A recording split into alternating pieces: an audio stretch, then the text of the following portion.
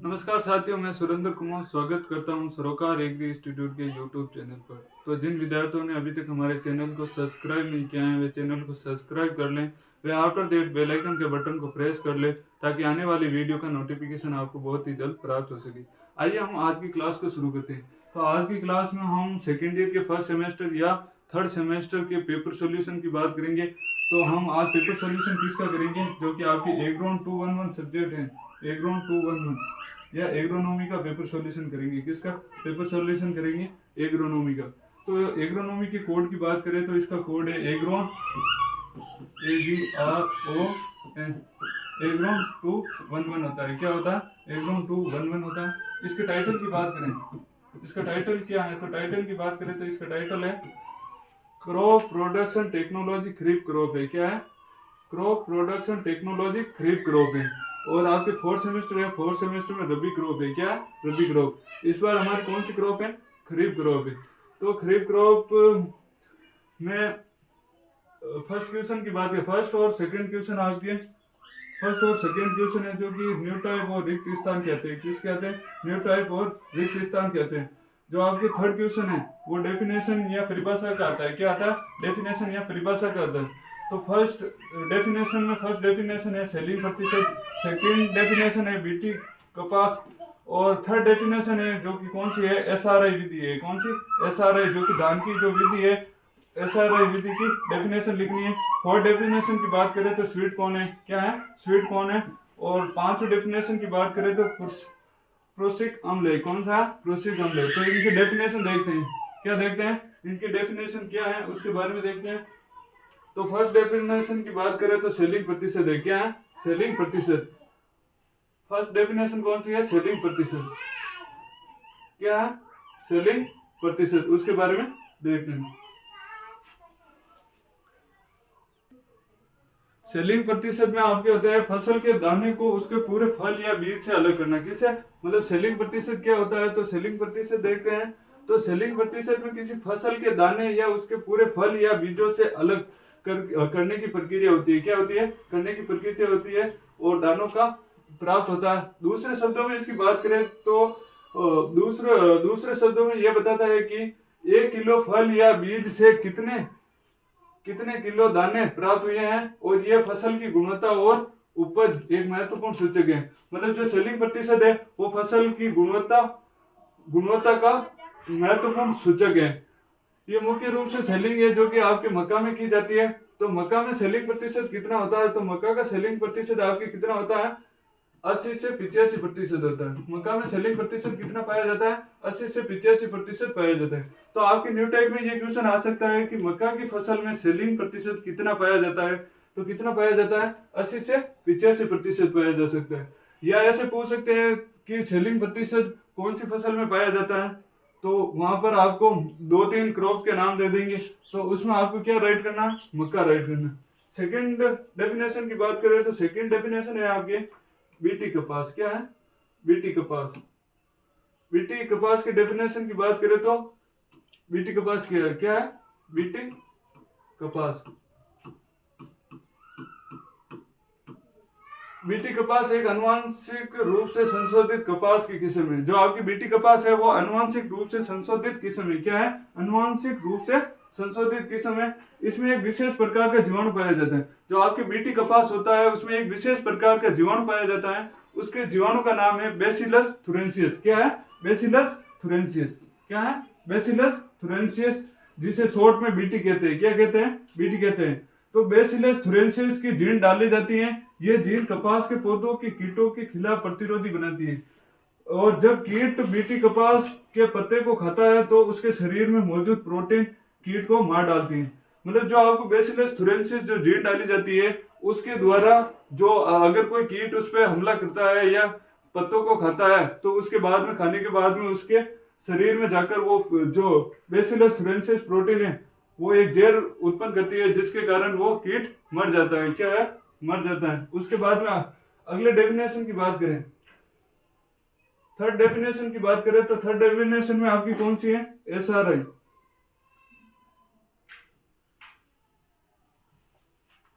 SRI क्या है? S R आई। SRI के पूरा नाम की बात करें तो सिस्टम ऑफ राइस इंटिफिकेशन है। यह एक धान की खेती की एक विधि है। क्या है? ये धान की खेती की एक विधि है। SRI है जो कि एक धान की खेती की विधि है जिसमें कम पानी और कम बीज का उपयोग करके अधिक उपज प्राप्त की जाती है। जो आपकी SRI विधि है उसमें कम पानी और कम बीज का उपयोग करके धान का अधिक उपज ली जाती है। इसके बाद में इस विधि में पौधों को कम घनत्व में लगाया जाता है और नियमित रूप से पानी दिया जाता है। इसमें जो आपके पौधे हैं उसे कम घनत्व पर लगाया जाता है और कम पानी दिया जाता है।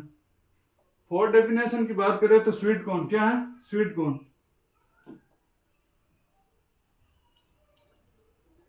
स्वीट कॉर्न जो कि स्वीट कॉर्न मतलब एक मक्का की यह क्या है? प्रजाति है। क्या है? मक्का की एक प्रजाति है। तो स्वीट कॉर्न के बॉटनिकल नेम की बात करें तो स्वीट कॉर्न का बॉटनिकल नेम क्या है? जियामेज सेकोराटा। जियामेज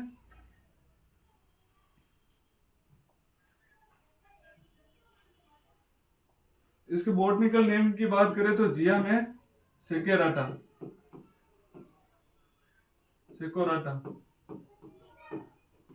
स्वीट कॉर्न का बॉटनिकल नेम की बात करें तो जियामेज सेकोराटा है। क्या? जियामेज सेकोराटा। स्वीट कॉर्न या मीठी मक्का एक प्रकार का मक्का है। जो आपका स्वीट कॉर्न है वो एक मीठा मक्का या एक मक्का का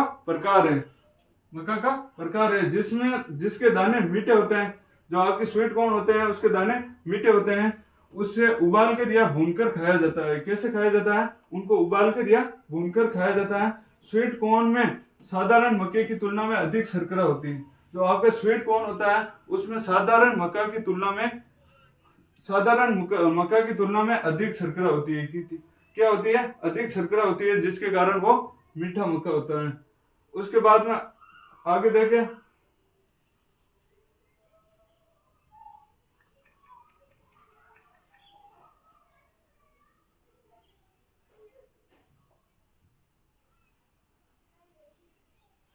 प्रोसिक अम्ल। क्या है? प्रोसिक अम्ल जिसे क्या कहते हैं? HCN या धुरीन अम्ल। क्या कहते हैं? धुरीन।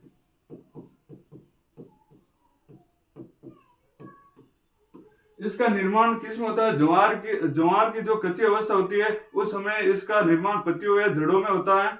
पत्तियों या जड़ों में होता है और ये जहरीला होता है। उसके बाद में आगे देखते हैं इसके डिफरेंट की बात करें। जो आपके 2021-22 में फोर्थ क्वेश्चन है उसमें डिफरेंट की बात करें कौन कौन से डिफरेंट है।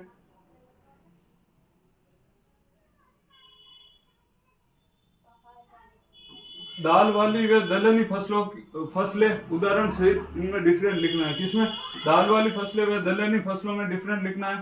तो दलहनी फसलें व दाल वाली फसलों में डिफरेंट देखें तो सभी लेग्यूम दाल नहीं होती हैं। जो आपकी सभी लेग्यूम होती है वो दाल नहीं होती। क्या नहीं होती है? दाल नहीं होती है। और सभी दाल लेग्यूम होती हैं। जो दाल होगी वो सभी लेग्यूम कुल की होगी और जो सभी लेग्यूम दालें नहीं हो सकती। एग्जाम्पल की बात करें तो रिचका कोई दाल वाली फसल नहीं है लेकिन कौन सी कुल की है? लेग्यूम कुल की है। और दालों में बात करें तो जो सभी प्रकार की दाल जैसे चने की दाल, अरहर की दाल जो सभी लेग्यूम कुल की होती हैं और दाल होती हैं। तो सभी दालें लेग्यूम होती हैं लेकिन सभी लेग्यूम दालें नहीं होती। सेकेंड डिफरेंट की बात करें तो ये लंबी अवधि की हो सकती है। जो आपकी दलहनी है लेग्यूम्स है जो कि लंबी अवधि की हो सकती हैं और ये कम अवधि की हो सकती है। मतलब जो आपकी दलहनी फसलें होती हैं वो लेग्यूम फसलें होती हैं। वो लेग्यूम फसलें 1 वर्ष की भी हो सकती है, 2 वर्ष की भी हो सकती है और बहुवर्षीय भी हो सकती है। लेकिन जो आपकी पल्सेज या दाल वाली फसलें हैं वो कम अवधि की होती है। जैसे चना की क्रॉप है जो कि 3 से 4 महीने में परिपक्व होकर उत्पादन दे देती है। थर्ड डिफरेंट की बात करें तो लेग्यूम में चारे वाली फसलें की हो सकती हैं। मतलब जो आपकी लेग्यूम फसलें होती हैं वो चारे वाली भी हो सकती हैं। पल्सज फसलें केवल पल्सज मतलब दाल के लिए ही होती हैं। फोर्थ डिफरेंट की बात करें तो उदाहरण के लिए रिचका, बरसिम, उड़द और सोयाबीन होते हैं। और इसके पल्सेज या दाल की बात करें तो दाल में चना, उड़द, मूंग और अरहर है। क्या है? उड़द, मूंग और अरहर। सेकंड डिफरेंट की बात करें तो सेकंड डिफरेंट है आपके धान के खेत में ऑक्सीकृत व अपचयित भाग। ऑक्सीकृत व अपचयित भाग की डिफरेंट देखना। तो ऑक्सीकृत भाग होता है, इसकी गहराई की बात करें, ऑक्सीकृत भाग होता है जिसकी गहराई की बात करें तो 1 से 10 mm होती है। इसकी गहराई कितनी होती है? ऑक्सीकृत जोन की जो गहराई होती है वो 1 से 10 mm होती है। और इसकी गहराई की बात करें, रिड्यूस्ड जोन या अपचयित जोन की बात करें तो ये 10 mm से अधिक नीचे होता है। कितने? 10 mm से अधिक नीचे होता है। आगे हम बात करें तो इसमें ऑक्सीजन की उपस्थिति होती है। जो आपका ऑक्सीकृत जोन होता है उसमें ऑक्सीजन की उपस्थिति होती है, इसीलिए इसे एरोबिक लेयर कहा जाता है। इसे क्या कहते हैं? एरोबिक लेयर कहते हैं। और इसमें ऑक्सीजन की अनुपस्थित होती है जिसके कारण इसे एनोरोबिक लेयर कहते हैं। क्या कहते हैं? एनोरोबिक लेयर कहते हैं। थर्ड डिफरेंट की बात करें तो थर्ड डिफरेंट क्या है उसके बारे में देखते हैं।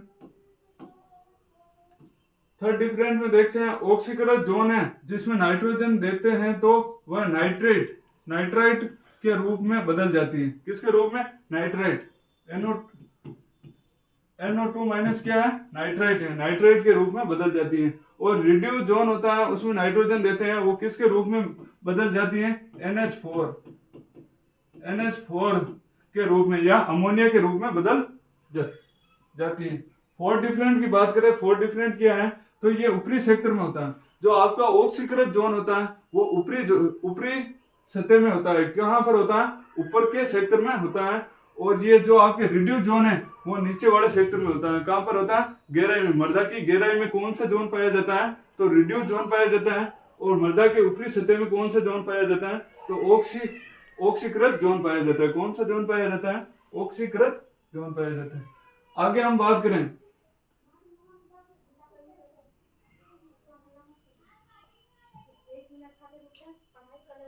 तो हमने जो आपका फोर्थ क्वेश्चन है उसमें दाल के बाद दाल वाली व दलहनी फसलों में अंतर देख लिया। सेकंड है जो कि धान के खेत में ऑक्सीकृत व अपचयित भाग का जो डिफरेंट देख लिया। उसके बाद में आपका पांचों क्वेश्चन आता है। कौन सा क्वेश्चन आता है? पांचों क्वेश्चन आता है जिसमें आपके दो क्वेश्चन आते हैं। फर्स्ट क्वेश्चन है राजस्थान में दालों की कम उत्पादकता का क्या कारण है। और सेकंड क्वेश्चन है कम नत्रजन उपयोग दक्षता का क्या कारण है। उसके बारे में देखते हैं।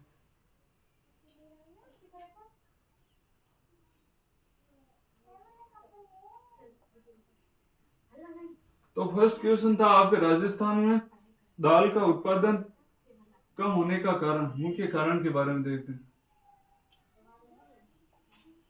जो आपकी दाल की फसल है राजस्थान में दालों की कम उत्पादन के मुख्य कारण, पहला कारण है आपके अशिक्षित खेती मतलब राजस्थान के अधिक हिस्सों में सिंचाई की सुविधा सीमित है जिसके कारण दाल की खेती मुख्यतः बारिश पर निर्भर होती है। अनियमित बारिश में सूखे की स्थिति में दालों की पैदावार प्रभावित होती है। मतलब राजस्थान में टाइम टू टाइम वर्षा न होने के कारण ये दाल का जो उत्पादन है वो गिर जाता है, क्योंकि उसमें फसल में सिंचाई की कमी होती है जिसके कारण प्रोडक्शन कम होता है। सेकंड पॉइंट की बात करें तो आपका सेकंड पॉइंट है मृदा की उर्वरकता या मिट्टी की उर्वरकता। तो लगातार खेती और उर्वरक की कम इस्तेमाल से मृदा की उर्वरकता कम हो जाती है। मतलब लगातार हम दलहनी फसल का उत्पादन कर रहे हैं और उसमें उर्वरक नहीं दे रहे हैं तो उसमें उर्वरक की कमी हो जाती है, जिससे जो आपका दाल प्रोडक्शन है मतलब दाल की फसल का प्रोडक्शन है वो कम हो जाएगा, जिससे दालों की वृद्धि और विकास प्रभावित होगी, जिससे दाल का जो प्रोडक्शन है वो गिर जाएगा। थर्ड पॉइंट की बात करते हैं तो खरपतवार और कीट दालों की फसल को नुकसान पहुंचाते हैं और उपज को कम करते हैं। जो आपके खरपतवार और कीट होते हैं वो दाल की फसल का जो प्रोडक्शन है उसको कम कर देते हैं, तो इनका नियंत्रण होना चाहिए। उसके बाद में बात करें उन्नत बीजों का कम इस्तेमाल, मतलब उन्नत बीजों का कम इस्तेमाल की बात करें तो किसानों द्वारा उन्नत किस्मों के बीज कम इस्तेमाल किए जाते हैं जिससे उत्पादकता कम रहती है। मतलब जो किसान होते हैं उनके द्वारा जो उन्नतशील के बीज है, उन्नतशील या प्रमाणित बीज का उपयोग कम किया जाता है, जिसके कारण जो आपकी जो प्रोडक्शन होगा या उत्पादकता होगी वो कम रहेगी। क्या रहेगी? कम रहेगी। जलवायु परिवर्तन, बढ़ते तापमान और अनियमित मौसम दाल की खेती को प्रभावित करता है। अगर आपकी जो दाल वाली फसल बो रखी है उसके लिए जो जलवायु है वो उसके लिए उपयुक्त नहीं है, तो उस दालों की खेती को प्रभावित करेगी, जिससे वो दाल का जो प्रोडक्शन है वो गिर जाएगा, उसकी उत्पादकता कम हो जाएगी। उसके बाद में आगे देखते हैं बाजार के मूल्य। बाजार के मूल्य की बात करें, दालों के जो दाम है वो उतार व चढ़ाव किसानों के दालों की खेती के लिए प्रोत्साहित नहीं करते हैं। जो आपके दाल का जो मूल्य है वो ऊपर नीचे होता है, जिसके कारण किसान इसकी फसल को नहीं बोता है। कम दाम होंगे तो इस फसल को नहीं बोएगा। जिस फसल का अधिक दाम होगा उस फसल को ही किसान बोएगा। ये भी आपका कारण हो सकता है। उसके बाद में देखते हैं इसके उपाय क्या क्या है। उसके उपाय के बारे में देखें तो फर्स्ट उपाय है सिंचाई सुविधा में देखते हैं तो सिंचाई सुविधाओं का विस्तार करके दालों की खेती को प्रोत्साहित किया जा सकता है। मतलब आपके पास सिंचाई की पूर्ण व्यवस्था होगी तो दाल का प्रोडक्शन अधिक होगा। मृदा की उर्वरकता, यदि आपके खेत में आप टाइम टू टाइम खाद या उर्वरक डालोगे तो उसमें जो प्रोडक्शन है वो अधिक होगा, उसकी उत्पादकता अधिक होगी। आगे देखते हैं खरपतवार एवं कीट का नियंत्रण। अगर आप खरपतवार और कीटों का नियंत्रण के लिए रासायनिक विधियां या सस्य विधियों का उपयोग करके खरपतवारों और कीटों का नियंत्रण करोगे तो आपका जो दाल का प्रोडक्शन है वो अधिक होगा। उसके बाद में देखते हैं उन्नत बीज। अगर किसानों के द्वारा उन्नत बीज या प्रमाणित बीज इस्तेमाल करेगा तो उसका जो दाल का प्रोडक्शन है वो अधिक हो जाएगा। उसके बाद में जो आपकी जलवायु है, जलवायु के बारे में, अगर जो आपकी फसल बो रखी है उसके लिए उपयुक्त जलवायु होगी तो उसका प्रोडक्शन या उत्पादकता होगी वो अधिक होगी। क्या होगी? अधिक होगी। उसके बाद में आगे देखते हैं, ये आपके 5वें नंबर का क्वेश्चन है, जो कि 5वें का सेकंड क्वेश्चन है। क्या है? 5वें का सेकंड क्वेश्चन है कम नत्रजन उपयोग दक्षता के कारण। मतलब कम नत्रजन की उपयोग दक्षता के क्या कारण है? मतलब अगर आपके जो खेत है उसमें आप नाइट्रोजन की मात्रा दे रहे हैं, वो खेत या फसल पूरा नाइट्रोजन की मात्रा पूरी उपयोग करे या नहीं करे, उसे ही हमें क्या कहते हैं? नत्रजन उपयोग दक्षता कहते हैं। तो नत्रजन एक महत्वपूर्ण पोषक तत्व है। मतलब नाइट्रोजन है जो कि आपका एक महत्वपूर्ण पोषक तत्व है जो पौधों की वृद्धि विकास के लिए आवश्यक है। जो आपका नाइट्रोजन या नत्रजन वो पोषक तत्व है जो पौधों की वृद्धि एवं विकास के लिए आवश्यक पोषक तत्व है। लेकिन सभी दिए गए नत्रजन को पौधा अवशोषित नहीं करता है। इसी कारण नत्रजन उपयोग दक्षता कम होती है। मतलब वो नत्रजन, अगर कोई पौधा होता है उसे नाइट्रोजन की कम आवश्यकता होगी तो वो नाइट्रोजन भूमि के अंदर ऐसी पड़ी रहेगी, जिसके कारण उसकी उपयोग दक्षता कम हो जाएगी। क्या हो जाएगी? उपयोग दक्षता कम हो जाएगी। उसके बाद में आगे देखते हैं कम नत्रजन उपयोग दक्षता के प्रमुख कारण। पहला है अनुचित उर्वरक प्रबंधन। अधिक मात्रा में उर्वरक का प्रयोग। मतलब अगर आप अधिक मात्रा में उर्वरक का प्रयोग करोगे तो वो आपके नत्रजन उपयोग दक्षता है उसको कम करेगा। उसके बाद में सेकंड पॉइंट की बात करें तो सेकंड पॉइंट क्या है? तो अनुचित समय पर उर्वरक का प्रयोग। क्या? अनुचित समय पर उर्वरक का प्रयोग। उर्वरक का गलत समय पर देने पर पौधे की पूरी तरह से अवशोषित नहीं कर पाता है। जिस समय जिस पोषक तत्व की आवश्यकता होती है या उर्वरक की आवश्यकता होती है, उस समय अगर हम उर्वरक देंगे तो वो पौधा उस उर्वरक को पूर्ण रूप से अवशोषित कर लेगा। अगर उस पौधे को उस उर्वरक की आवश्यकता भी नहीं है और आप उस पौधे को वो उर्वरक डालते हो तो उसकी जो उपयोग दक्षता है वो घट जाएगी। क्या हो जाएगी? घट जाएगी। उसके बाद में देखते हैं उर्वरक की गलत विधि। उर्वरक को फैलाने की गलत विधि भी नत्रजन की हानि का कारण बन सकती है।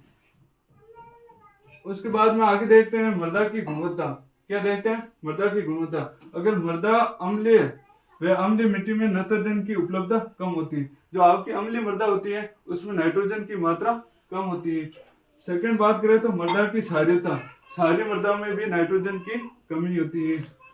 उसके बाद में देखते हैं मृदा में कार्बनिक पदार्थों की कमी।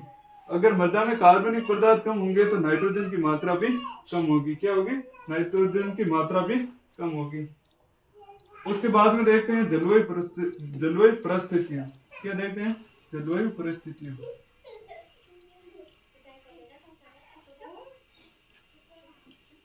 जलवायु परिस्थितियों में फर्स्ट पॉइंट की बात करें तो अधिक वर्षा।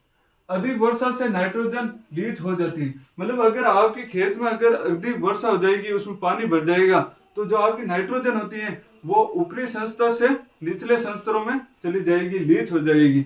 उसके बाद में आगे सेकेंड पॉइंट की बात करें तो सेकेंड पॉइंट है आपके उच्च तापमान। क्या होता है? उच्च तापमान। उच्च तापमान में नाइट्रोजन का वाष्पीकृत हो जाता है। अगर अधिक तापमान होगा तो आपके जो नाइट्रोजन की मात्रा है वो वाष्पीकृत हो जाएगी। क्या हो जाएगी? वाष्पीकृत हो जाएगी। फोर्थ पॉइंट की बात करें तो फोर्थ पॉइंट क्या है? फसल या क्रॉप। क्या है? फसल या क्रॉप। तो फर्स्ट पॉइंट की बात करें तो इसमें है विभिन्न फसलों की नत्रजन की आवश्यकता अलग अलग होती है। मतलब जो आपकी फसलों को नत्रजन की आवश्यकता अलग अलग होती है। जैसे दान वाली मतलब खाद्य फसलें हैं, खाद्य फसलों को नाइट्रोजन की आवश्यकता अधिक होती है। और जो आपकी दलहनी फसलें हैं उसको नाइट्रोजन की कम आवश्यकता होती है। तो कुछ फसलों में अन्य फसलों की तुलना में अधिक नाइट्रोजन का प्रयोग किया जाता है और कुछ फसलों में नाइट्रोजन का कम प्रयोग किया जाता है। आगे पॉइंट की बात करें तो फसल चक्र। फसल चक्र क्या है उसके बारे में देखें तो उचित फसल चक्र नहीं अपनाने से मृदा की उर्वरकता कम हो जाती है। अगर आप फसल में उचित रूप से फसल चक्र अपनाएंगे तो उसकी उर्वरकता बनी रहेगी। क्या बनी रहेगी? उर्वरकता बनी रहेगी।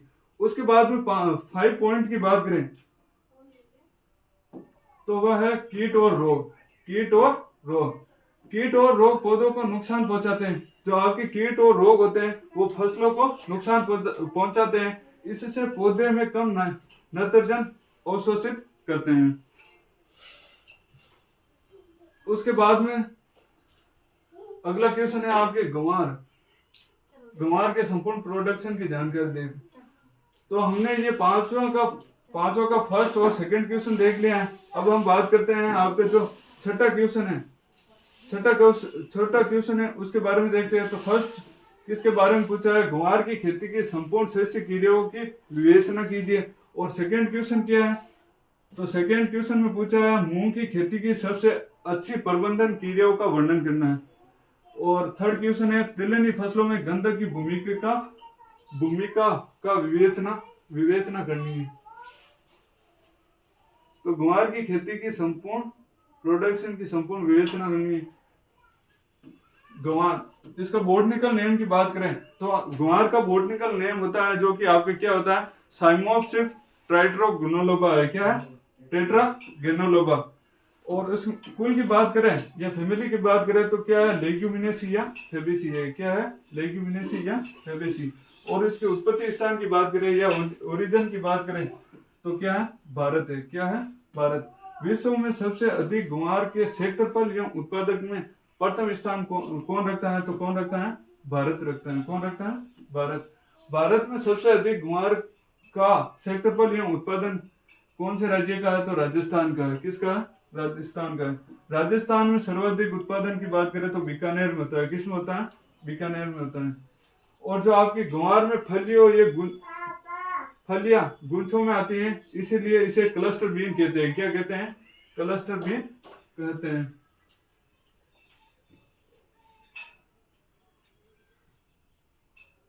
उसके बाद में देखते हैं जो आपके ग्वार के दाने होते हैं। ग्वार के दानों में 25 से 30% गोंद पाया जाता है। क्या पाया जाता है? 25 से 30% गोंद पाया जाता है। इसे विदेशों में निर्यात किया जाता है। जो आपका गोंद होता है उसे विदेशों में निर्यात किया जाता है। आगे देखते हैं, भारत में ग्वार का प्रयोग पशुओं के आहार के लिए, हरी सब्जी के लिए, हरी खाद के लिए, चारा विस्फोटक एवं गम बनाने के लिए इसका उपयोग किया जाता है। ग्वार का उपयोग किसके लिए किया जाता है? गम बनाने के लिए भी इसका प्रयोग किया जाता है। ग्वार के दानों में प्रोटीन की बात करें तो ग्वार के जो आपके दाने होते हैं उसमें 30 से 33% प्रोटीन पाई जाती है। कितने प्रतिशत प्रोटीन पाई जाती है? 30 से 33% प्रोटीन पाई जाती है। आगे देखते हैं, ग्वार का चारा होता है तो उसके ग्वार के चारे में कितने प्रतिशत प्रोटीन पाई जाती है? कितने प्रतिशत प्रोटीन पाई जाती है? 17% प्रोटीन पाई जाती है। कितने प्रतिशत प्रोटीन पाई जाती है? 17% प्रोटीन पाई जाती है। जो आपकी ग्वार की फसल है वो खरीफ फसल का पौधा है। किस ऋतु का पौधा है? खरीफ ऋतु का पौधा है। उसके बाद में हम देखते हैं, ग्वार सूखा सहन करने की क्षमता पाई जाती है। जो ग्वार की फसल है उसमें सूखा सहन करने की क्षमता पाई जाती है। क्या पाई जाती है? सूखा सहन करने की क्षमता पाई जाती है। आगे बात करें तो ग्वार की खेती के लिए 300 से 400 mm वर्षा की आवश्यकता होती है। कितने mm वर्षा की होती है?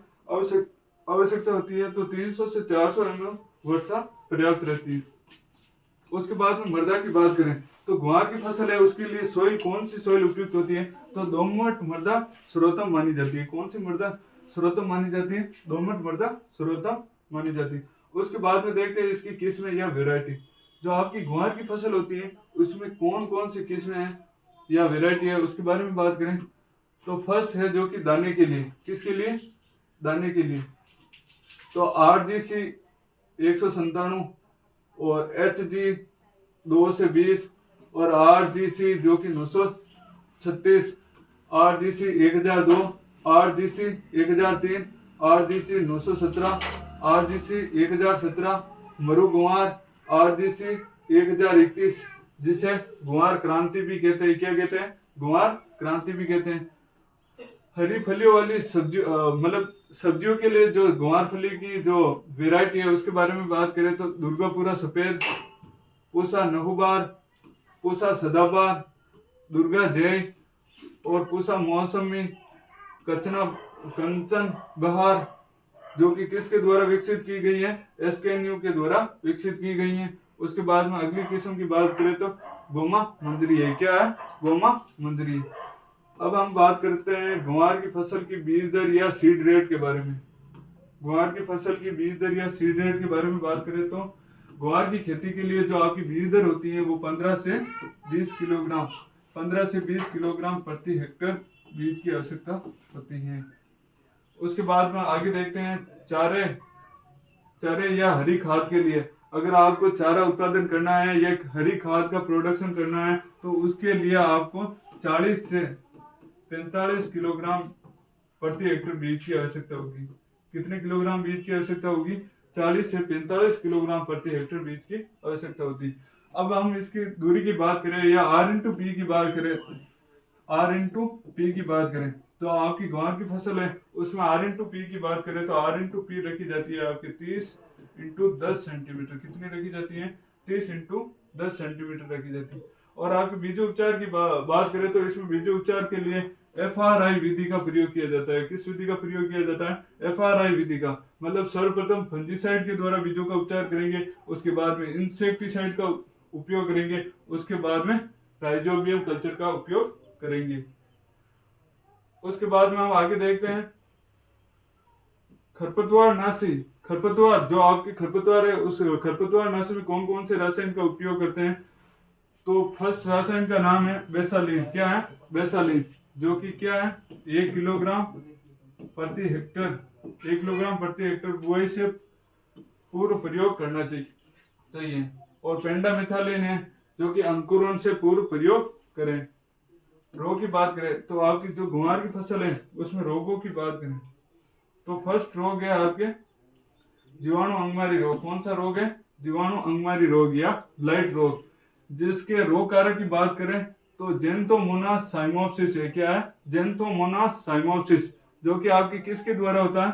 जीवाणु के द्वारा होता है। किसके द्वारा होता है? जीवाणु के द्वारा होता है। और इसके नियंत्रण के लिए कौन से रसायन का प्रयोग करते हैं? तो स्ट्रेप्टोसाइक्लिन, जो कि 2 kg प्रति टंकी का स्प्रे करना चाहिए। मतलब एक टंकी में 2 ग्राम स्ट्रेप्टोसाइक्लिन को मिलाकर छिड़काव करना चाहिए।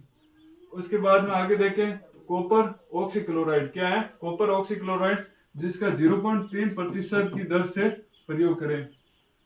दूसरा रोग है जो कि आपका दूसरा रोग है चूर्णी फफूंद रोग। क्या है? चूर्णी फफूंद रोग या छाछे रोग। इसके नियंत्रण के लिए बात करें तो केराथान जो कि 0.1% का प्रयोग करना चाहिए। उसके बाद में देखते हैं ग्वार की फसल में जो लगने वाले कीट है वो कौन कौन से कीट है। फर्स्ट कीट का नाम है आपके सफेद लट। क्या है? सफेद लट, व्हाइट ग्रब के बारे में देखते हैं। तो इसकी बुआई से पूर्व फोरेट का 10 किलोग्राम प्रति हेक्टेयर की दर से प्रयोग करना चाहिए। दूसरा कीट है जो कि आपके कौन सा है? कातरा, एमसेक्टा मुरी। उसके बारे में देखें तो मिथाइल पैराथियान जो कि 25 किलोग्राम प्रति हेक्टेयर की दर से छिड़काव करें। उसके बाद में थर्ड कीट है, कौन सा कीट है आपका? माऊ या एफिड। क्या है? माऊ या एफिड।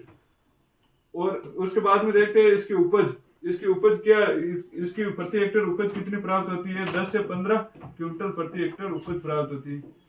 जो आपकी ग्वार की फसल है उसका प्रोडक्शन कितना होता है? तो 10 से 15 क्विंटल प्रति हेक्टेयर उपज प्राप्त होती है। उसके बाद में आपके जो छठा क्वेश्चन है उसके सेकंड क्वेश्चन की बात करें।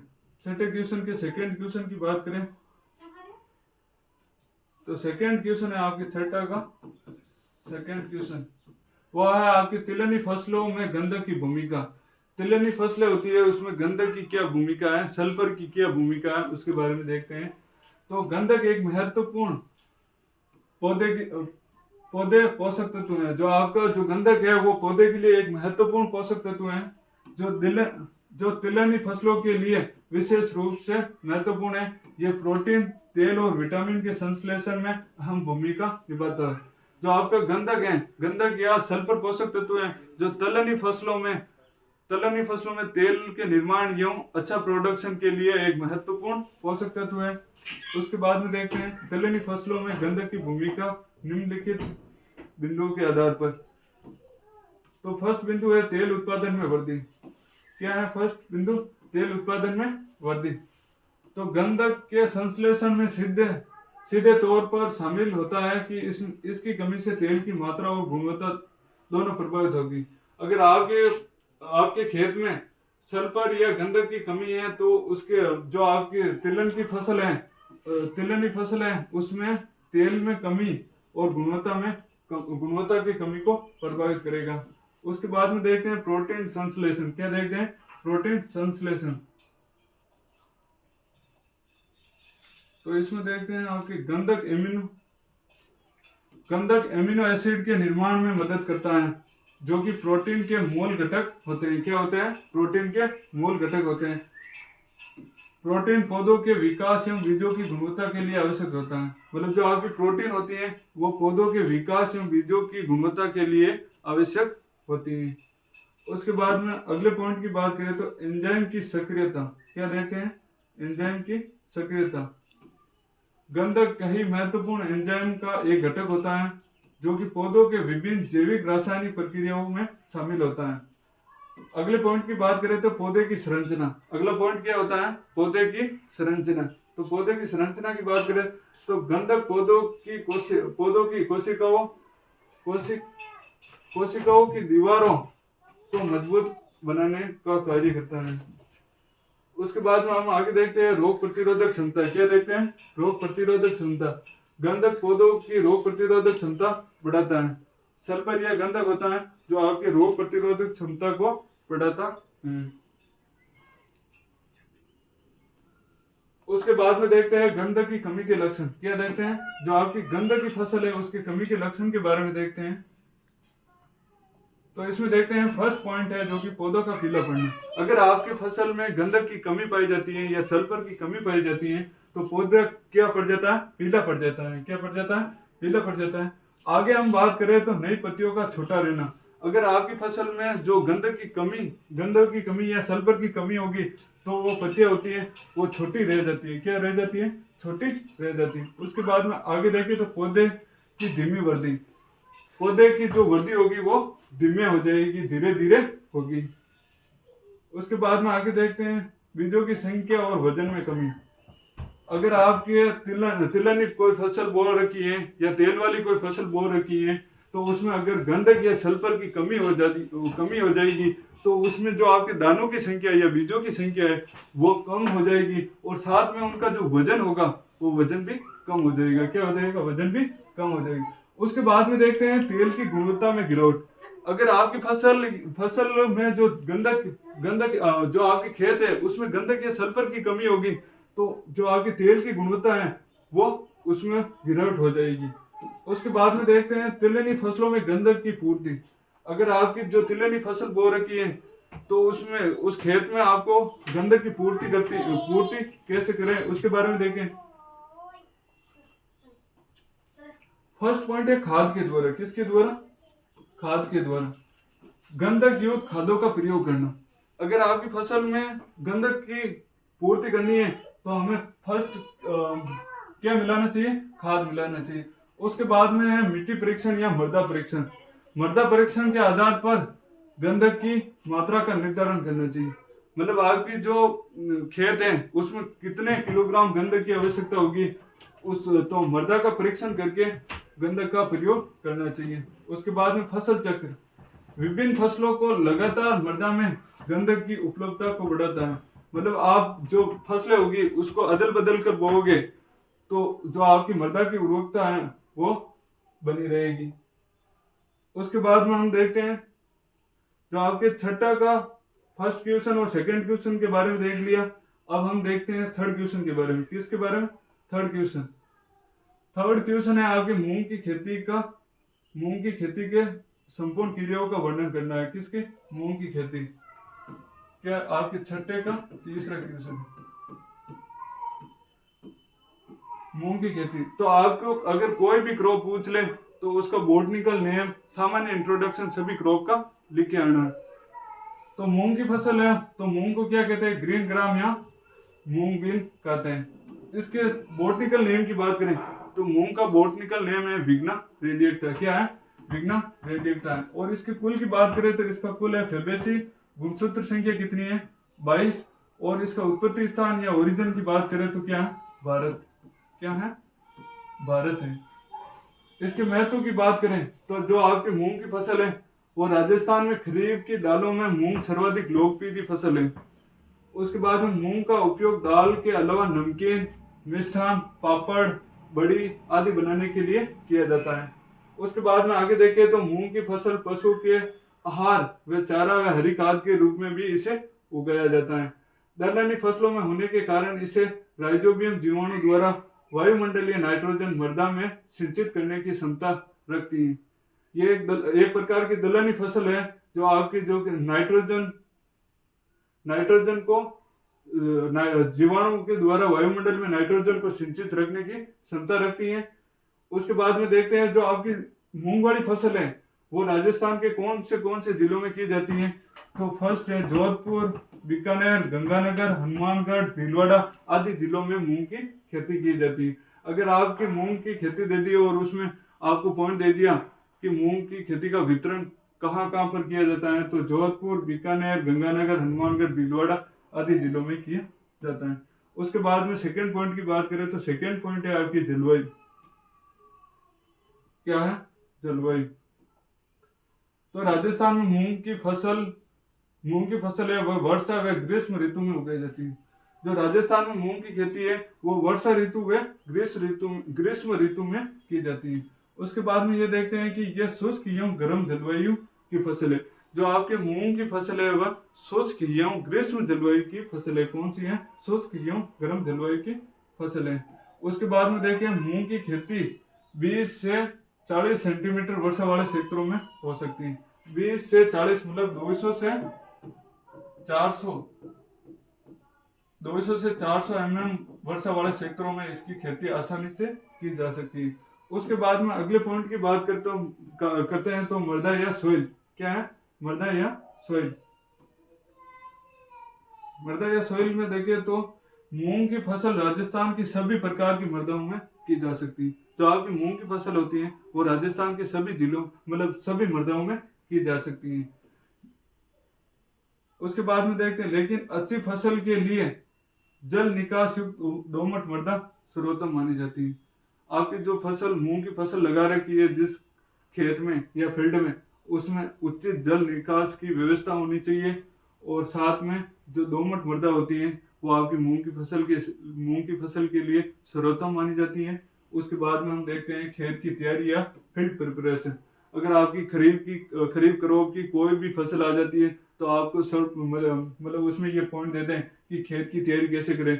तो आपको फर्स्ट लाइन तो यही लिखनी है कि वर्षा ऋतु में बारिश होने के बाद 2 से 3 बार जुताई करके उस पर पाटा लगा देना चाहिए, उसके खेत को समतल कर लेना चाहिए। उसके बाद में उसकी बुआई करनी चाहिए।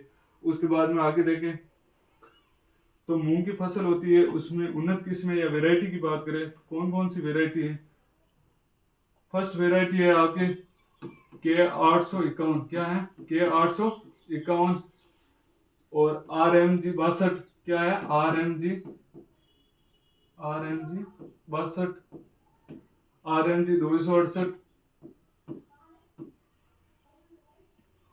पूसा और बैसाखी। और अब हम बात करें तो मूंग की फसल की जो बीज दर या बीज सीड रेट के बारे में देखें तो मूंग की शुद्ध फसल बोने के लिए 15 से 20 किलोग्राम बीज की आवश्यकता होती है। कितने? 15 से 20 किलोग्राम प्रति हेक्टेयर बीज दर की आवश्यकता होती है। अगर आप मिश्रित फसल बो रहे हो, मूंग की फसल है जो आपको मिश्रित फसल के रूप में बो रहे हो तो उसके लिए बीज दर की बात करें तो 8 से 10 किलोग्राम प्रति हेक्टेयर बीज दर की आवश्यकता होगी। उसके बाद में बीज उपचार, जो आपकी मूंग की फसल है उसका बीज उपचार करना है, सीड ट्रीटमेंट करना है, उसके बारे में देखें तो बुआई से पूर्व प्रति किलोग्राम बीज को 3 ग्राम थायरम या 3 ग्राम कार्बोडिजम के द्वारा उपचारित करना चाहिए। उपचारित करने के बाद जो राइजोबियम कल्चर है उससे उपचारित करें। मतलब आप पहले जो थायरम और कार्बोडिजम है उससे बीज को उपचारित करने के बाद जो आपके राइजोबियम कल्चर है उसके द्वारा बीज का उपचार करना चाहिए।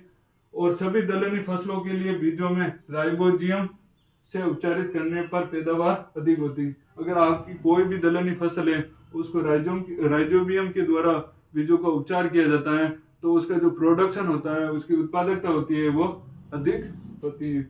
उसके बाद में देखते हैं बुआई का समय। क्या देखते हैं? बुआई का समय या टाइम ऑफ सोविंग। जो आपकी मूंग की फसल है वो कब बोई जाती है? तो मूंग की फसल की बुआई है जो आपके 15 जुलाई से 30 जुलाई तक के बीच में की जा सकती है। उसके बाद में देखते हैं तो जायद में मूंग की बुआई। जो आपकी जायद में मूंग की बुआई है या ग्रीष्म ऋतु में मूंग की बुआई कब की जाती है? तो फरवरी मध्य से मार्च मध्य में करना उपयुक्त माना जाता है। मूंग की फसल के लिए R/P की बात करें, मूंग की जो फसल है उसके लिए R/P की बात करें तो 30 × 10 सेंटीमीटर रखी जाती है। कितने रखी जाती है? 30 × 10 सेंटीमीटर रखी जाती है। आगे हम बात करें तो मूंग की फसल के लिए खाद एवं उर्वरक के बारे में, क्या मैन्योर एंड फर्टिलाइजर के बारे में देखते हैं। तो इसमें NPK की मात्रा को देखते हैं। जो आपकी नाइट्रोजन है वो नाइट्रोजन 15 से 20 किलोग्राम प्रति हेक्टेयर नाइट्रोजनिक उर्वरक की आवश्यकता होगी। और फास्फोरस युक्त उर्वरक की बात करें तो फास्फोरस युक्त उर्वरक 30 से 40 किलोग्राम प्रति हेक्टेयर उर्वरक की आवश्यकता होगी। पोटेशियम युक्त उर्वरक की बात करें तो 15 से 20 किलोग्राम प्रति हेक्टेयर उर्वरक की आवश्यकता होगी। अब हम बात करते हैं नेक्स्ट पॉइंट जो कि क्या है? सिंचाई या इरिगेशन। क्या है? सिंचाई या इरिगेशन के बारे में देखते हैं। तो जायद में मूंग की आवश्यकता अनुसार 8 से 10 दिन के अंतराल पर सिंचाई कर देनी चाहिए। और फली बनते समय जो आपकी सिंचाई होती है वो किस समय करें? तो फर्स्ट सिंचाई है जो आप फली बनते समय करनी चाहिए और दाना बनते समय पानी की कमी नहीं होनी चाहिए। खरीफ की फसल सिंचाई वर्षा पर निर्भर होती है। मतलब जो आपकी खरीफ ऋतु में अगर आप मूंग की फसल बो रखी है तो वर्षा पर आधारित होगी। किस पर आधारित होगी? वर्षा पर आधारित होगी। अगला पॉइंट है आपके अंतराकृषि या इंटरक्रॉपिंग के बारे में। अंतराकृषि या इंटरक्रॉपिंग के बारे में देखते हैं। तो खरपतवार निकालने के लिए 30 दिन की फसल में निराई गुड़ाई कर देनी चाहिए। अगर आपकी मूंग की जो फसल होती है वो आपने बो दी, उसके बुआई के 30 दिन बाद आपको निराई गुड़ाई कर देनी चाहिए, जिससे आपके जो खेत में खरपतवार है वो नष्ट हो जाएंगे। उसके बाद में देखते हैं पादप संरक्षण या प्लांट प्रोटेक्शन के बारे में। पादप संरक्षण के बारे में भी,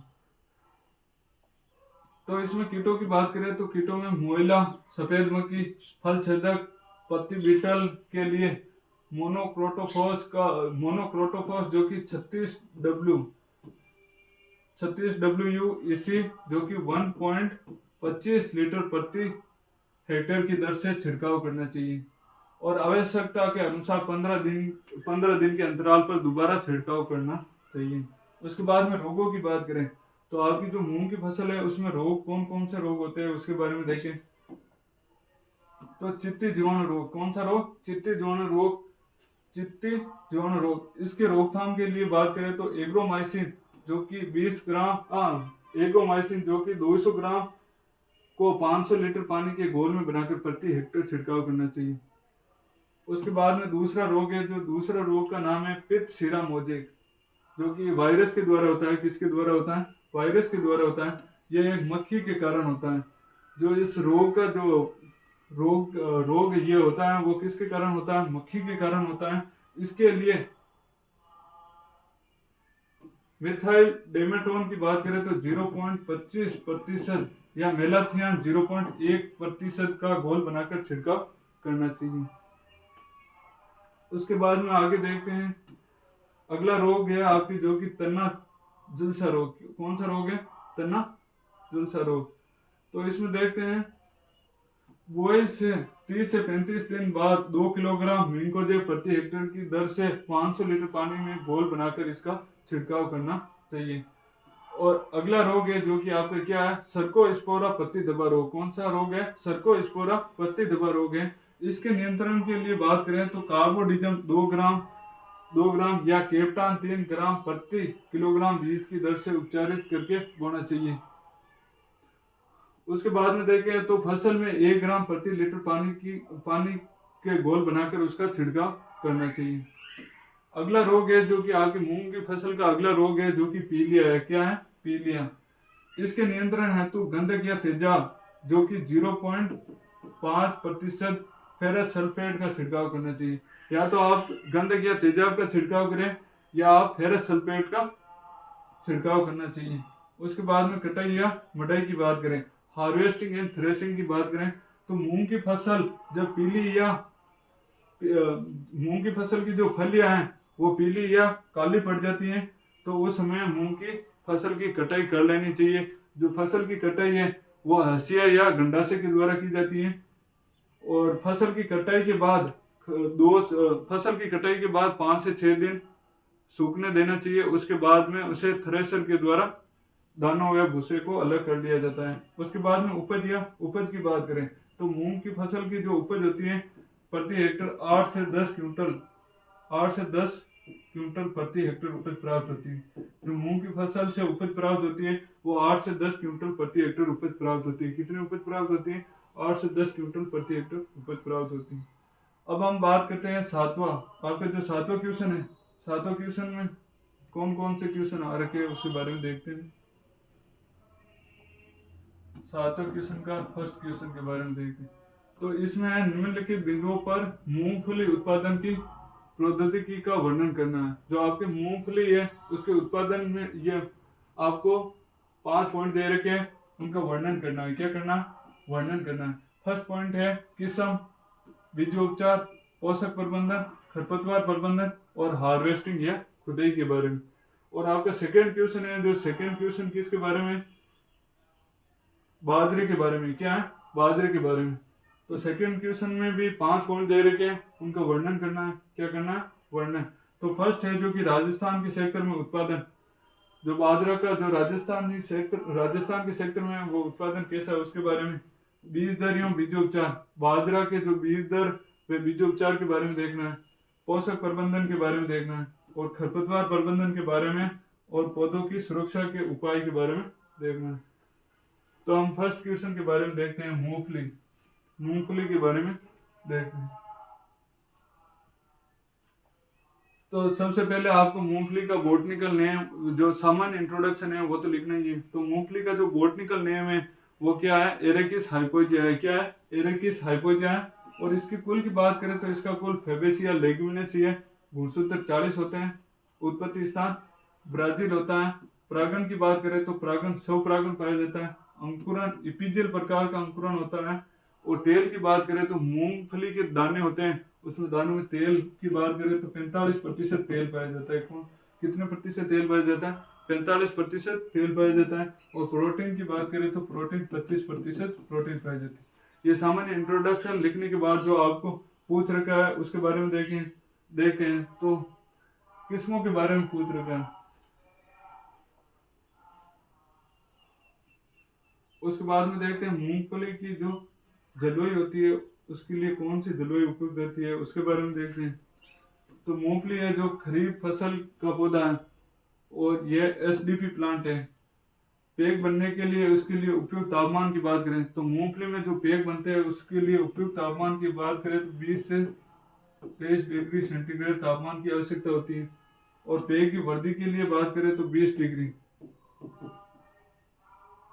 उपयुक्त उपयुक्त मृदा की बात करें तो मूंगफली की फसल के लिए उपयुक्त मृदा कौन सी होती है, तो ब्लू या रेतीली मृदा उपयुक्त रहती है। सिंचाई प्रबंधन की बात करें, मूंगफली में सिंचाई के प्रबंधन की बात करें तो मूंगफली में सिंचाई की मुख्य क्रांतिक अवस्था पेगिंग होती है। कौन सी होती है, पेगिंग होती है।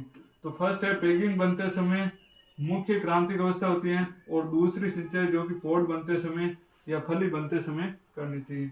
उर्वरक प्रबंधन की बात करें तो जो आपके मूंगफली की फसल है उसमें जिप्सम पेगिंग के सेक्टर में देना चाहिए। जो आपका जिप्सम उर्वरक है वो पेगिंग वाले सेक्टर में देना चाहिए। मूंगफली में जिप्सम पेग सेक्टर में देना चाहिए, जो कि कितना देना चाहिए, प्रति हेक्टर 250 किलोग्राम प्रति हेक्टर देना चाहिए।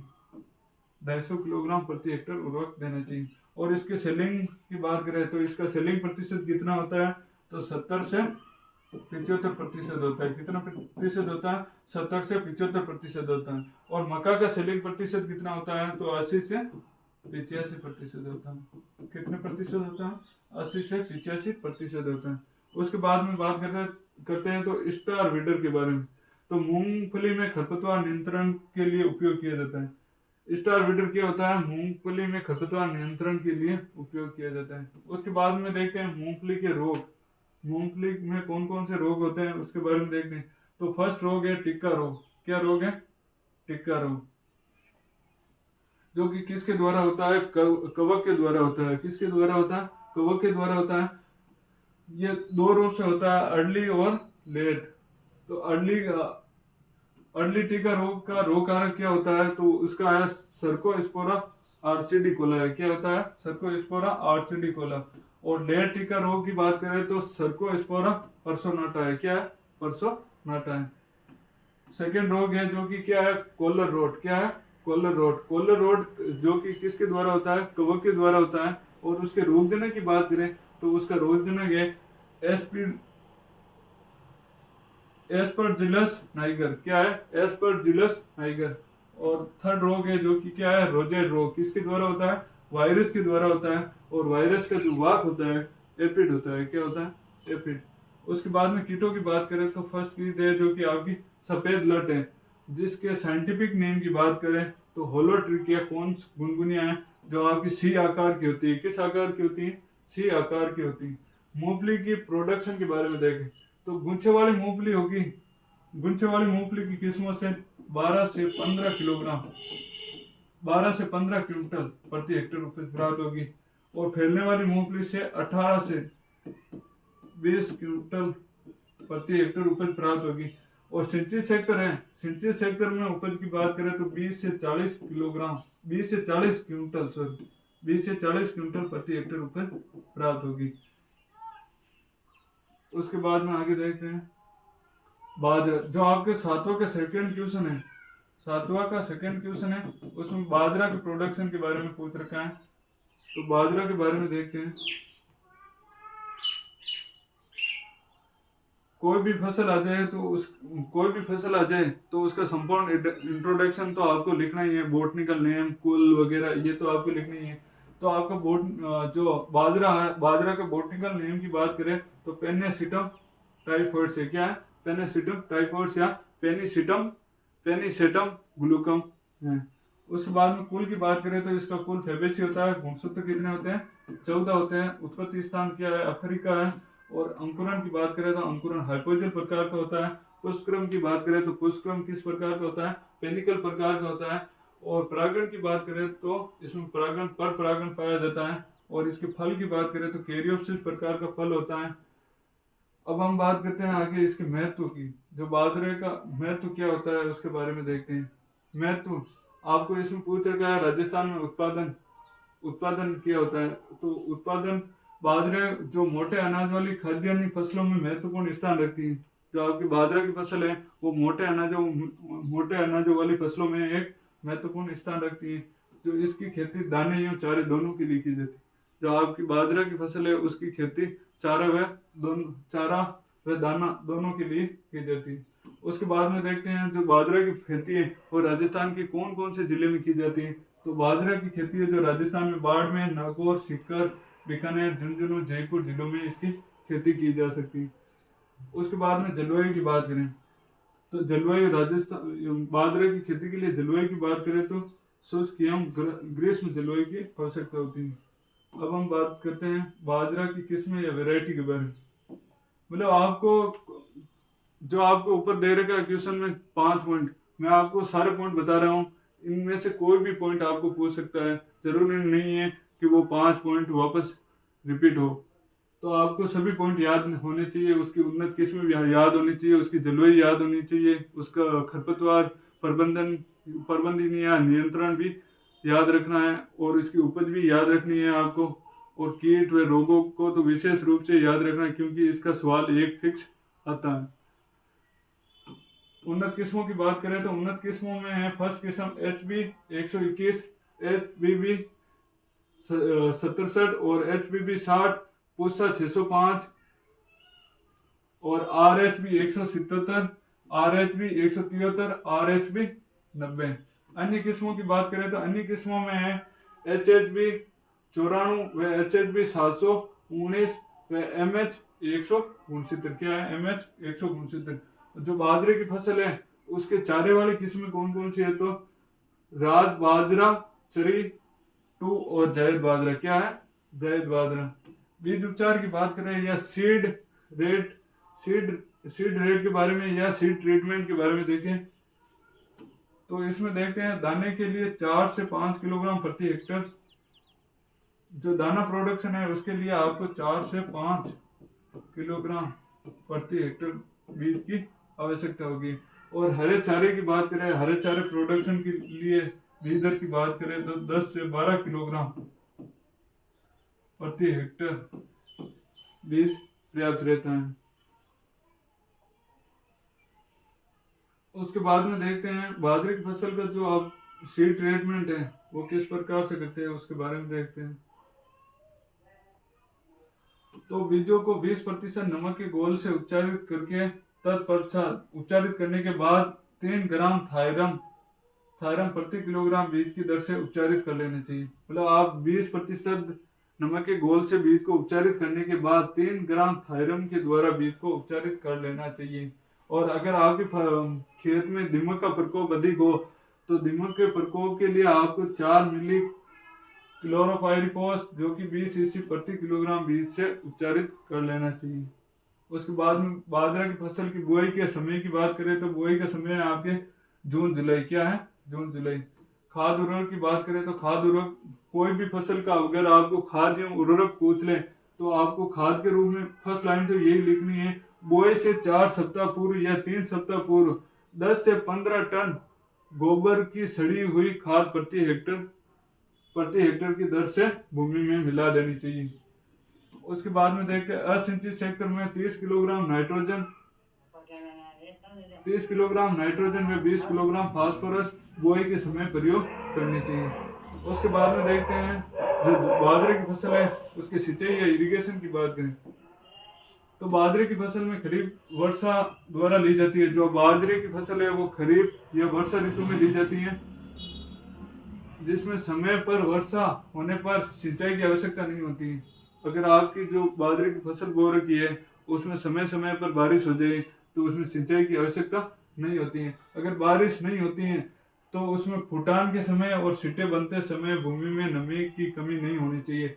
अगर आपके सिट्टे बनते समय और फुटान के समय अगर खेत में नमी की कमी हो जाएगी तो आपके जो बाजरा का जो प्रोडक्शन होगा, उत्पादकता होगी, वो घट जाएगी। उसके बाद में देखते हैं पादप संरक्षण या प्लांट प्रोटेक्शन के बारे में। तो इसमें कीट की बात करें तो कीट कातरा, हरा थैला, गंदी बग के नियंत्रण के लिए क्यूनाल फोर्स जो कि 1.5% प्रति हेक्टेयर की दर से छिड़काव करना चाहिए। उसके बाद में इसके रोगों की बात करें तो इसमें कौन कौन से रोग लगते हैं। रोगों की बात करें तो फर्स्ट रोग है आपके जोगिया रोग या ग्रीन ईयर या इसे हरित बाली रोग भी कहते हैं। रोगरोधी किस्में बोनी चाहिए, मतलब इस रोग के निवारण के लिए रोगरोधी किस्में बोनी चाहिए। वह रोगग्रस्त पौधों को निकाल कर नष्ट कर देना चाहिए। अगर आपका कोई रोगग्रस्त पौधा है तो उसको निकाल कर नष्ट कर देना चाहिए।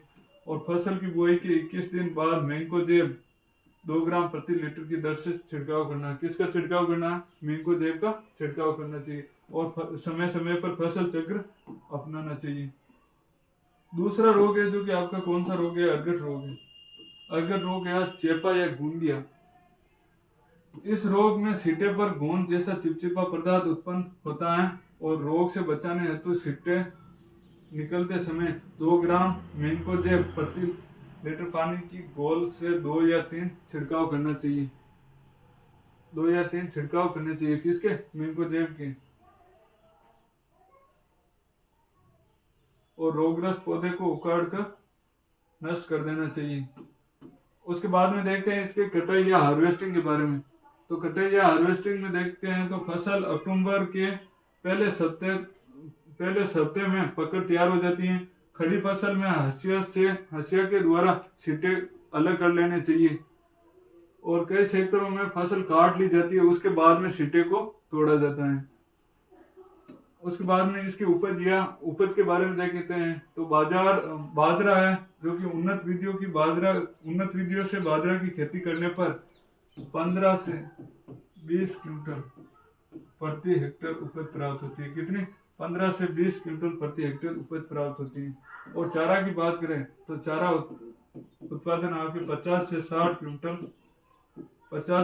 क्विंटल प्रति हेक्टेयर चारा का प्रोडक्शन होता है। और हरे चारे की बात करें तो हरे चारे का प्रोडक्शन होता है जो कि आपसे 250 से 300 क्विंटल हरा चारा प्रति हेक्टेयर प्राप्त होता है। उसके बाद में आपका सेकंड पेपर आता है। सेकंड पेपर है जो कि आपके 2022-23 का है। कौन सा है? 2022-23 का। उसके बारे में देखते हैं कि इसमें कौन कौन सी डेफिनेशन पूछी गई है, उसके बारे में देखते हैं।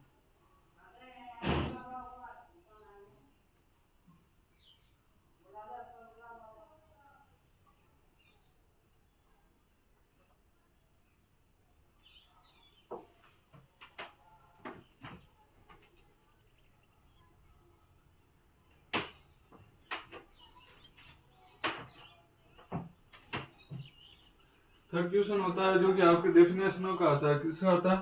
डेफिनेशन का आता है। तो जिसमें फर्स्ट डेफिनेशन पूछ रखी है आपके रेटून क्रॉप। कौन सी? रेटून क्रॉप। सेकंड डेफिनेशन पूछ रखा है आपके प्लास्टिक पलवार या प्लास्टिक मल्चिंग, मतलब इसमें प्लास्टिक की थैलियों को जमीन के ऊपर बिछा दिया जाता है। रेटूनिंग क्रॉपिंग में होता है जैसे आपकी एक ही फसल के द्वारा बार बार प्रोडक्शन लेना, रेटूनिंग क्रॉप कहलाता है। पेडी वीडर की बात करें, पेडी वीडर क्या होता है? तो धान की ये कृषि उपकरण होता है जो कि धान की फसल में खरपतवार हटाने के लिए इसका उपयोग किया जाता है। फोर्थ डेफिनेशन की बात करें तो नत्रजन उपयोग दक्षता के बारे में और सोरगम सीक्वेंस के बारे में। तो इनकी डेफिनेशन देख लेते हैं एक बार। फर्स्ट डेफिनेशन थी आपकी रेटोनिंग, क्या थी? रेटोनिंग क्रॉपिंग।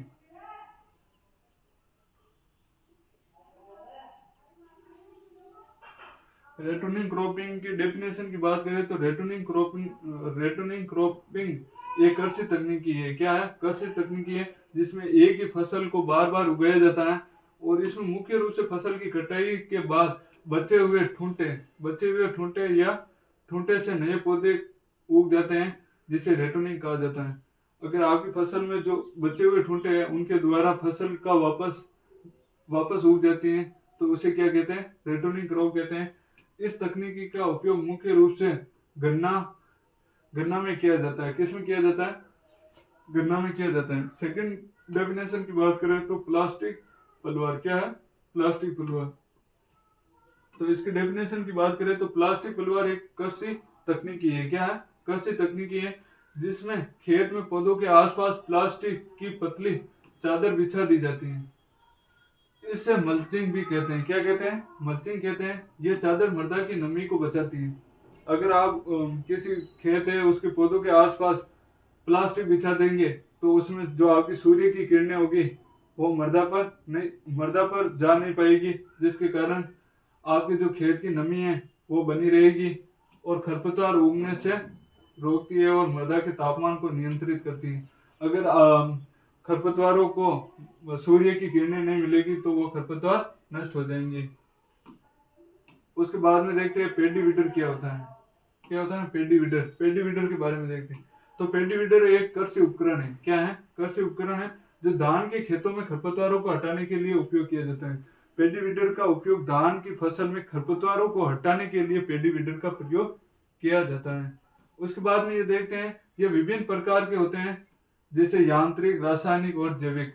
जो आपके पेडी वीडर होते हैं वो यांत्रिक भी हो सकते हैं, रासायनिक भी हो सकते हैं और जैविक भी हो सकते हैं। ये उपकरण मृदा में नुकसान पहुंचाए बिना खरपतवारों को प्रभावी ढंग से हटाने में मदद करता है। मतलब मृदा को हानि पहुंचाए बिना खरपतवार का नियंत्रण करता है। उसके बाद में फोर्थ डेफिनेशन की बात करें तो नत्रजन उपयोग दक्षता क्या होती है। नत्रजन उपयोग दक्षता क्या होती है उसके बारे में देखते हैं। तो नत्रजन उपयोग दक्षता किसी पौधे की फसल की वह क्षमता होती है जिसके द्वारा मृदा की उपलब्ध नाइट्रोजन को अवशोषित करके उसे अपने विकास के लिए उपयोग में लाता है। और यह महत्वपूर्ण कृषि संकेत है क्योंकि यह नाइट्रोजन पौधों के विकास के लिए आवश्यक पोषक तत्व होता है। जो आपका नाइट्रोजन पोषक तत्व होता है वो पौधों के लिए एक आवश्यक पोषक तत्व होता है, क्योंकि नाइट्रोजन के द्वारा पौधे की वृद्धि एवं अच्छा विकास होता है। उसके बाद में देखते हैं अगली डेफिनेशन, जो कि 5 नंबर की डेफिनेशन। कौन सी? 5। सोरगम सीक्वेंस क्या होता है उसके बारे में देखते हैं। सोरगम सीक्वेंस के बारे में देखें तो ये एक ऐसी स्थिति होती है जिसमें पौधे के किसी भी भाग या विशेष फल पत्ती को सूर्य की तीव्र किरणों से क्षति पहुंचाती है। यह आमतौर पर अचानक तापमान में वृद्धि व पौधे की छाया से खुले क्षेत्रों में ले जाने के कारण होती है। उसके बाद में हम देखते हैं डिफरेंट के बारे में, जो आपके 2022-23 में कौन कौन से अंतर पूछ रखे हैं उनके बारे में देखते हैं। तो फर्स्ट अंतर है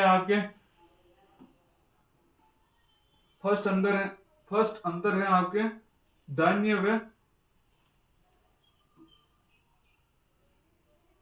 व खाद्य फसलों में अंतर के बारे में देखते हैं। तो फर्स्ट है आपके सीरियल्स और मिलेट में अंतर पूछ रखा है।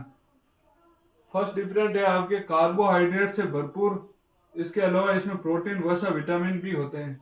जो आपके सीरियल्स क्रॉप होती है उसमें कार्बोहाइड्रेट से भरपूर होते हैं और उनमें प्रोटीन, वसा व विटामिन होते हैं। मिलेट की बात करें तो इसमें प्रोटीन, वसा, विटामिन के अलावा मैग्नीशियम, फास्फोरस व पोटेशियम जैसे खनिज उच्च प्रतिशत वाले भी होते हैं। सेकेंड डिफरेंट की बात करें तो सेकेंड डिफरेंट है आपके मिलेट्स की तुलना में अधिक वर्षा व पानी की आवश्यकता होती है। जो सीरियल्स क्रॉप होती है उसमें मिलेट की तुलना में अधिक वर्षा व पानी की आवश्यकता होती है और जो मिलेट्स होते हैं उनसे कम पानी तथा शुष्क क्षेत्रों में व्यापक रूप से उगाया जा सकता है। थर्ड डिफरेंट की बात करें तो इनकी खेती आमतौर पर भोजन के रूप में खाने के लिए किया जाता है। जो सीरियल्स है उसका उपयोग खाने के लिए किया जाता है। इनकी खेती भोजन चारे दानों के लिए की जाती है। इसमें उदाहरण की बात करें तो इसमें उदाहरण आते हैं गेहूं, चावल और मिलेट्स का उदाहरण है जो कि क्या है, बाजरा। सेकंड डिफरेंट की बात करें, फोर्थ क्वेश्चन का जो आपका सेकंड डिफरेंट है वो क्या है उसके बारे में देखते हैं। अपलेड और लो लेड धान में डिफरेंट पूछ रखा है। तो इसमें फर्स्ट डिफरेंट की बात करें, जिन क्षेत्रों में पानी की कमी पाई जाती है उन क्षेत्रों में धान की अपलेड खेती की जाती है। जिन क्षेत्रों में पानी की कमी पाई जाती है उन क्षेत्रों में धान की अपलेड रूप में खेती की जाती है। और लो लेड की बात करें तो जिन क्षेत्रों में पानी की अधिक मात्रा होती है वहां पर धान की लो लेड खेती की जाती है। उसके बाद में सेकेंड डिफरेंट की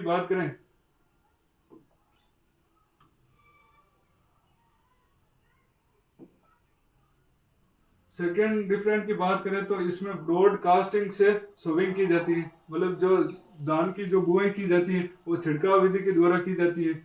और इसमें बात करें तो इसमें ट्रांसप्लांटिंग के द्वारा की जाती है। छिड़काव विधि में जो इसकी बीज दर होती है वो कितनी होती है, 100 किलोग्राम प्रति हेक्टेयर बीज दर की आवश्यकता होती है। और इसमें जो कि नर्सरी के लिए आपके 20 से 25 किलोग्राम बीज की आवश्यकता होती है। और डीप नर्सरी की बात करें तो डीप नर्सरी के लिए 1 से 3 किलोग्राम प्रति वर्ग मीटर स्क्वायर बीज की आवश्यकता होती है। और इसमें सिडल के द्वारा जो बीज की आवश्यकता होती है उसकी बीज जो कि 60 किलोग्राम प्रति हेक्टेयर बीज की आवश्यकता होती है। उसके बाद में आगे देखते हैं, अपलेड राइस भूमि में आमतौर पर 200 mm से ऊपर वाले क्षेत्रों में उगाए जाते हैं। और लो लेड राइस की बात करें तो यह समुद्र तल से आमतौर पर 200 मीटर से अधिक ऊपर वाले क्षेत्रों में उगाए जाते हैं। और आगे पांचवें डिफरेंट की बात करें तो ये चावल सूखी मृदा में उगाए जाते हैं। जो अपलेड चावल होते हैं वो सूखी मृदा में उगाए जाते हैं। और लो लेड की बात करें तो ये चावल गीली मृदा में उगाए जाते हैं। कौन सी मृदा में उगाए जाते हैं, गीली मृदा में उगाए जाते हैं। उसके बाद में जो आपका अगला क्वेश्चन है वो कौन सा क्वेश्चन है, पांचवे का फर्स्ट क्वेश्चन। कौन सा क्वेश्चन है, पांचवे का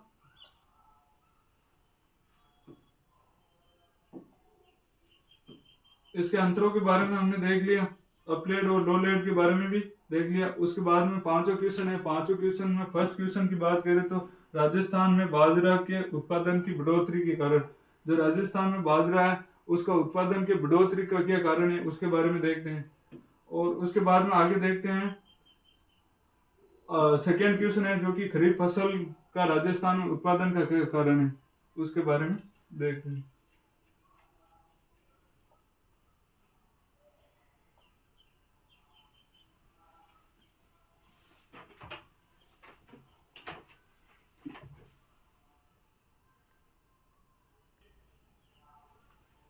राजस्थान में बाजरा की उत्पादन की वृद्धि के क्या कारण है उसके बारे में देखते हैं। तो राजस्थान भारत का अन्न भंडार है। क्या है, भारत का अन्न भंडार है। भारत के उत्पादन में अग्रणी राज्य है राजस्थान। और हाल में राज्य के बाजरा के उत्पादन में उल्लेखनीय वृद्धि है। आइए हम जानते हैं इसके बारे में। तो आगे है जो कि आपकी क्या है, जलवायु व मृदा की अनुकूलता। जलवायु या मृदा की अनुकूलता के बारे में देखते हैं। तो सूखा प्रतिरोधी, जो आपकी बाजरा की फसल है वो सूखा प्रतिरोधी है। इसके कारण इसमें राजस्थान में बाजरे का प्रोडक्शन अधिक होता है। सेकेंड है आपकी कीटनाशी, कीटों और रोगों के फसल के बचाने के लिए किसान आधुनिक कीटनाशी का उपयोग करता है। उसके बाद में अगला देखें तो बाजरे की मांग और मूल्य के बारे में। तो इसमें देखते हैं घरेलू मांग। बाजरे एक लोकप्रिय अनाज है। इसकी घरेलू मांग में वृद्धि होने के कारण इसकी उत्पादकता में वृद्धि हुई है। और विदेशी मांग, कई देशों में बाजरे की मांग बढ़ रही है जिससे निर्यात बढ़ रहा है, जिससे किसानों का अच्छा मुनाफा मिल रहा है, जिसके कारण बाजरे की उत्पादन में वृद्धि हुई है। अगले पॉइंट की बात करें तो अगला पॉइंट है आपकी किसानों की जागरूकता। क्या है? किसानों की जागरूकता। इसमें कृषि प्रशिक्षण की बात करें तो किसानों के कृषि प्रशिक्षण कार्यक्रमों के माध्यम से नई तकनीकों के बारे में जानकारी देता है। उसके बाद में सामूहिक एवं सहकारी समितियां। किसान सामूहिक और सहकारी समितियों के माध्यम से किसान एक साथ मिलकर काम करते हैं और बेहतर उत्पादन ले रहे हैं। उसके बाद में आपका जो अगला क्वेश्चन है जो कि धान की फसल में खरपतवार नियंत्रण। धान की फसल में खरपतवार नियंत्रण कैसे करते हैं, यह आपका 5वें का सेकंड क्वेश्चन है। कौन सा है? 5वें का सेकंड क्वेश्चन। तो फर्स्ट है जो निराई गुड़ाई है खरपतवार नियंत्रण के बारे में। निराई गुड़ाई है खरपतवार नियंत्रण के बारे में। तो खरपतवार की समस्या प्राय रूप से उच्च भूमियों में अधिक होती है। जो उच्च भूमियां होती है उसमें खरपतवार का नियंत्रण की अधिक आवश्यकता होती है। जो खरपतवार की नियंत्रण होती है तो अवसर मिलने के जो बुआई होती है, बुआई के 20 से 25 दिन बाद एक निराई गुड़ाई या खुरपी की सहायता से खरपतवार निकाल देने चाहिए। और दूसरी निराई गुड़ाई की बात करें तो दूसरी निराई गुड़ाई रोपाई की जो धान की फसल है उसकी रोपाई के 40 से 45 दिन बाद में कर लेनी चाहिए।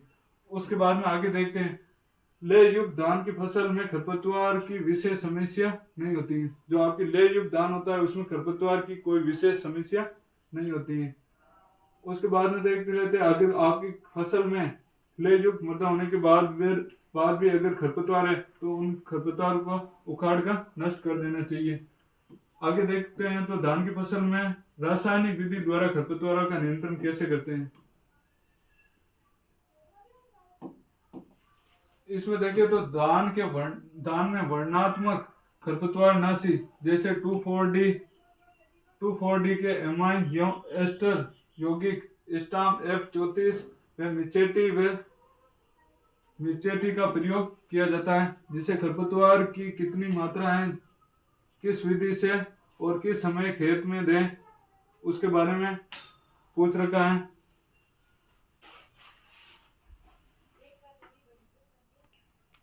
तो ये जो निराई गुड़ाई खरपतवार का नियंत्रण और रासायनिक विधि के द्वारा खरपतवार का धान में नियंत्रण है, ये आप देख लेना। आज की क्लास में हमने जो आपके पेपर सॉल्यूशन है वो 2021-22 का और 2022-23 का जो पेपर सॉल्यूशन है, जो आपके 2022-23 का पेपर सॉल्यूशन है वो आपके 5वें का दूसरे क्वेश्चन तक सोल्व कर लिया है। तो अब हम नेक्स्ट पार्ट में इसके आगे सॉल्यूशन करेंगे, जो कि 2022-23 का जो अधूरा पेपर रह गया उसको सॉल्यूशन करेंगे। उसके बाद में जो आपका 2023-24 का पेपर है उसको सॉल्यूशन करेंगे। तो आपको इस क्लास को अपने दोस्तों के साथ ज़्यादा से ज़्यादा शेयर करें ताकि वो भी इस क्लास का ज़्यादा से ज़्यादा लाभ उठा सके। क्योंकि जो आपके एग्जाम बीएससी का जो एग्रोनॉमी या कोई भी एग्जाम है उसमें बार बार यही क्वेश्चन रिपीट होते हैं, जिससे आप ये अच्छे से पढ़ के चले जाओगे तो आपका जो नंबर है वो अच्छे से अच्छे प्राप्त करोगे। तो आपको इस क्लास को अपने दोस्तों के साथ ज़्यादा से ज़्यादा शेयर करना है। धन्यवाद सर।